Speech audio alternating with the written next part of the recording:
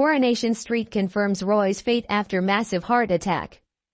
Beloved character Roy Cropper has had a horrific year so far in Coronation Street, and things aren't getting any easier for him. After the police turned their attention to Nathan Curtis in Lauren Bolton's murder investigation, Roy was finally released from prison and returned home to Weatherfield.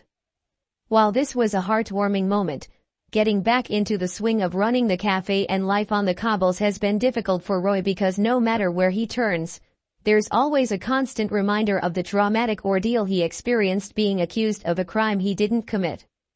In Monday's episode of the ITV soap, Nina decided to conjure up a plan to try and get Roy back behind the counter at the cafe.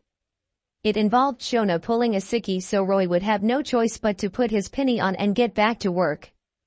When Roy headed outside, things took a dramatic turn when he was confronted by a group of boys in Victoria Garden. As Roy started to feel unwell, Carla arrived and sent the lads away. Later on, though, Roy's day went from bad to worse when he discovered Shona wasn't sick at all and his friends had lied to him. As the stresses of the past few months started to overwhelm him, Roy ended up experiencing a heart attack. He was rushed to the hospital, leaving Nina, Evelyn, Dee, and Carla terrified of the outcome. Thankfully, Roy's family was informed that he had survived the surgery but was currently unconscious. That evening, as Joel arrived at the hospital to give Nina more of Roy's belongings, he spotted someone in a coat making their way into the ward. It was a brief moment that left Joel suspicious, and just before the credits rolled, we discovered the young woman is actually Lauren, meaning Joel never killed her during that attack in February after all. She arrived at Roy's bedside to apologize to him. But what's next for her? Has Joel known about Lauren's whereabouts this entire time, and will she be the one to expose his true nature? Actress Kat Fitton explained that when people go through trauma, they tend to push it to the back of their minds, hoping it goes away, but it never truly does.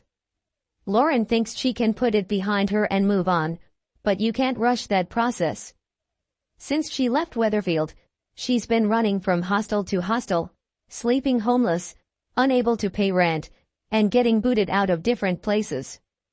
She doesn't know where Joel is, and for all she knows, he could still be in Weatherfield.